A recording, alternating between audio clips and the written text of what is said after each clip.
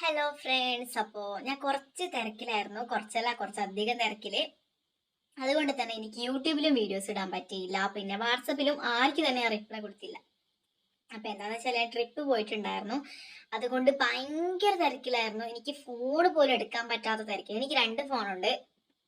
അപ്പൊ ഒരു ഫോൺ എന്ന് പറയുന്നത് എനിക്ക് യൂട്യൂബിനും വാട്സപ്പിനും ആയിട്ട് വേറെ തന്നെയുള്ള ഫോണാണ്. അപ്പൊ അവിടെ ഒരു 4-5 ദിവസം ഞാൻ ട്രിപ്പ് പോയത് കൊണ്ട് തന്നെ ഈ ഫോൺ എടുത്തിട്ടുണ്ടായിരുന്നില്ല. അതുകൊണ്ട് തന്നെ എനിക്ക് വാട്സപ്പിൽ 1600ഓളം മെസ്സേജ് വന്നിട്ടുണ്ട്.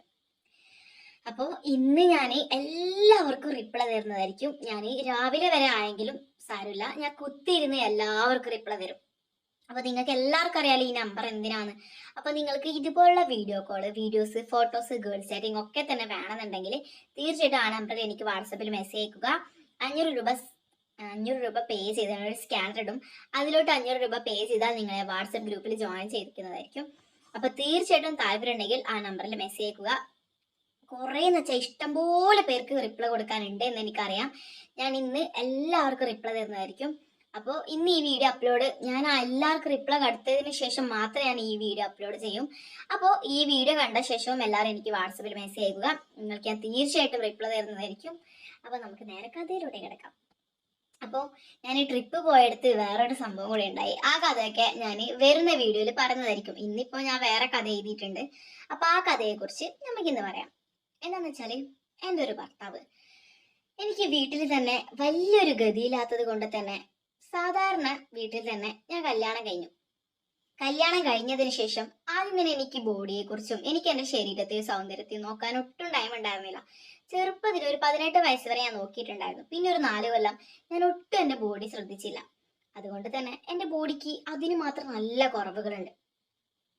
ചുളിവും കാര്യങ്ങളും ഒക്കെ തന്നെ എൻ്റെ ഫേസിലും ബോഡിക്കും ഒക്കെ തന്നെ ഉണ്ട്. അപ്പോൾ ഇതൊക്കെ എനിക്ക് മാറ്റണമെന്നുണ്ടായിരുന്നു.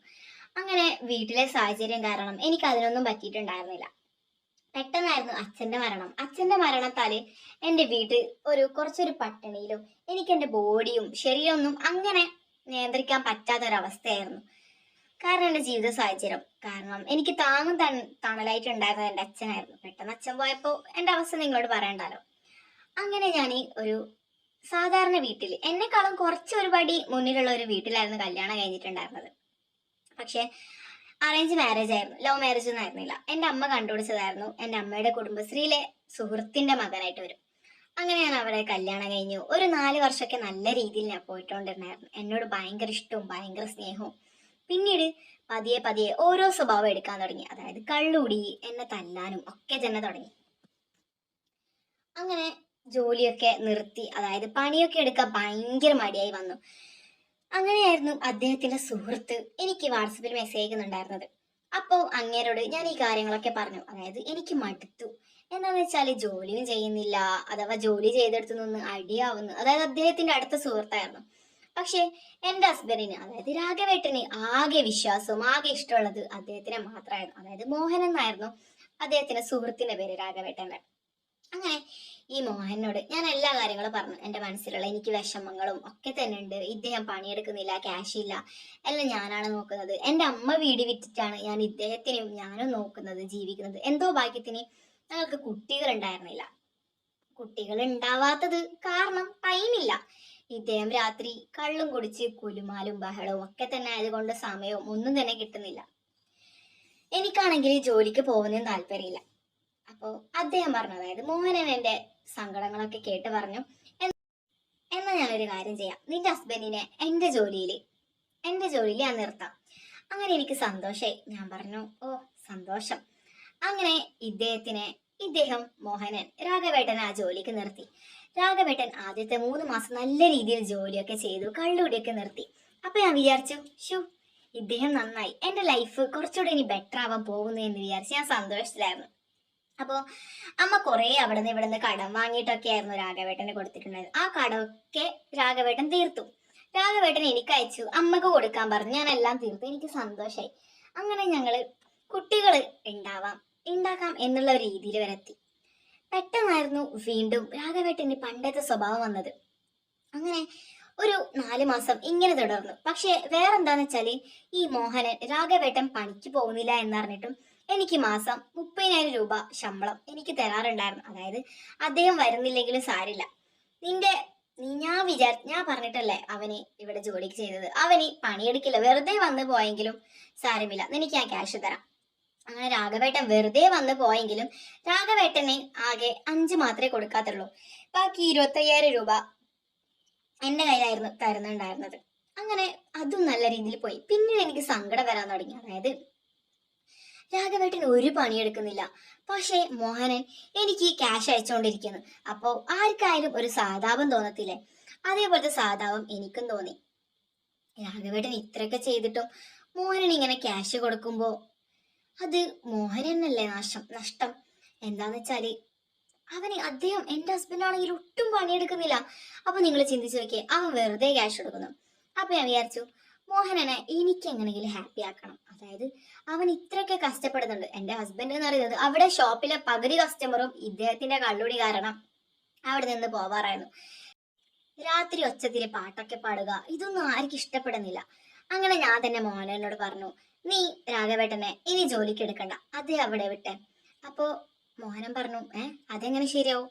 അപ്പൊ ഞാൻ പറഞ്ഞു, നിനക്ക് ജോലിക്കാരെ ഞാൻ നിൽക്കാം, അതായത് എനിക്ക് നല്ല രീതിയിൽ ജോലി ചെയ്യാം, ഞാൻ ജോലി ചെയ്യാമെന്ന് പറഞ്ഞു പകരം. അപ്പോ മോഹനൻ പറഞ്ഞു, അയ്യോ നീ അങ്ങനെയൊന്നും പറയല്ലേ, നിന്നെ കാണാൻ തന്നെ നല്ല ചന്തമുണ്ട്, നീയൊന്നും ഇവിടെ ജോലിക്ക് നിൽക്കേണ്ട ഒരു പെണ്ണല്ല. എന്നിട്ട് എന്നോട് പറഞ്ഞു, ഈ രാഘവൻ ഇല്ലെങ്കിൽ നിന്നെ ഞാൻ കെട്ടിയേനെ എന്ന് പറഞ്ഞു. അദ്ദേഹം കല്യാണം കഴിഞ്ഞിട്ടുണ്ടായിരുന്നില്ല. അപ്പൊ ഞാൻ പറഞ്ഞു, പിന്നെ എന്താ, വേറെ വഴിയില്ല. അങ്ങനെ അവൻ പറഞ്ഞു, നിനക്കിപ്പോ എന്താ വേണ്ടേ? ഞാൻ പറഞ്ഞു, എനിക്ക് നിങ്ങളൊന്ന് ഹാപ്പി ആക്കിയാൽ മതി, കാരണം നിങ്ങൾ എന്നെ കുറെ രീതിയിൽ ഹാപ്പി ആക്കി. അപ്പോ എന്തെങ്കിലും എനിക്ക് നിങ്ങൾക്ക് വേണ്ടി ചെയ്യണം എന്നൊരു കാര്യമുണ്ട്. അപ്പോ മോഹനൻ എന്നോട് പറഞ്ഞു, ഞാൻ എന്നാ തുറന്നു പറയാം, എനിക്കിതുവരെ ഭാര്യയില്ല, ഞാൻ ഇതുവരെ ഒരു പെൺകുട്ടീനെ പോലും നോക്കിയിട്ട് പോലുമില്ല. അപ്പോ അതിന്റെ ഫീലിങ്സ് എനിക്ക് ഒരിക്കലെങ്കിലും അറിയണമെന്നുണ്ട്, അതിന് നീ എന്നെ സഹായിക്കുമെന്ന് ചോദിച്ചു. ഞാൻ ഫസ്റ്റ് തന്നെ ഞെട്ടിയെങ്കിലും വീണ്ടും ഞാൻ ഒരു നിമിഷം പോലും ചിന്തിക്കാണ്ട് ഞാൻ പറഞ്ഞു, ഞാൻ സാധിച്ചു തരാം. അപ്പൊ അവൻ പറഞ്ഞു, എനിക്കൊന്നും വേണ്ട, ഒരു മാസത്തിൽ ഒരു 3 തവണ മാത്രം മതി, എനിക്ക് ഞാൻ 30,000 ശമ്പളം ഒരു 45,000 രൂപയായിട്ട് ഞാൻ നിനക്ക് തരാം എന്ന് പറഞ്ഞു. അങ്ങനെ മോഹനം വിചാരിക്കുന്നത് പോലെ തന്നെ ഒരു മാസം 3 തവണയൊക്കെ പോയി ഞാൻ ഈ മാസം 45,000 രൂപ ഒക്കെ സമ്പാദിച്ചു തുടങ്ങി.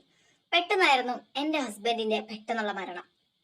അങ്ങനെ എൻ്റെ ഹസ്ബൻഡ് എന്നുള്ള ഒരു ശല്യം എന്നിൽ നിന്നും അകന്നു പോയി. അതായത് അദ്ദേഹം മരിച്ചു.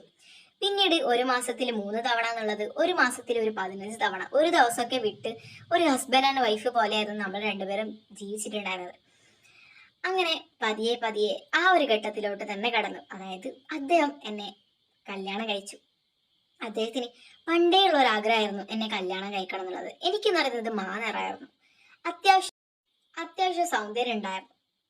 അങ്ങനെ അദ്ദേഹത്തിന്റെ ഭാര്യയായി മാറി ഞാൻ. അദ്ദേഹം എനിക്ക് ശമ്പളമൊന്നും തരാറുണ്ടായിരുന്നില്ല, കാരണം എൻ്റെ എല്ലാ ചെലവും അദ്ദേഹത്തിന്റെ ആയിരുന്നു.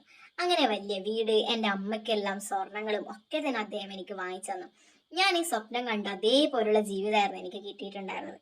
അപ്പൊ ഇതുപോലുള്ള കഥകൾ നിങ്ങൾക്ക് പച്ചക്ക് കേൾക്കാൻ ആഗ്രഹമുണ്ടെങ്കിൽ തീർച്ചയായിട്ടും ആ നമ്പറിൽ വാട്സപ്പിൽ എനിക്ക് മെസ്സേജ് ചെയ്യുക. അത് ഞാൻ ഒരു സ്കാനർ ഇടും, അതിൽ 500 രൂപ പേ ചെയ്താൽ നിങ്ങൾക്ക് video call, videos, photos, girls chatting ഒക്കെ തന്നെ ഉണ്ട്. ഒരു ഗ്രൂപ്പിൽ ഞാൻ നിങ്ങളെ ആഡ് ചെയ്യുന്നതായിരിക്കും. അപ്പൊ അടുത്തൊരു വീഡിയോ ആയിട്ട് വരുന്നവരേക്കും ബൈ ബൈ.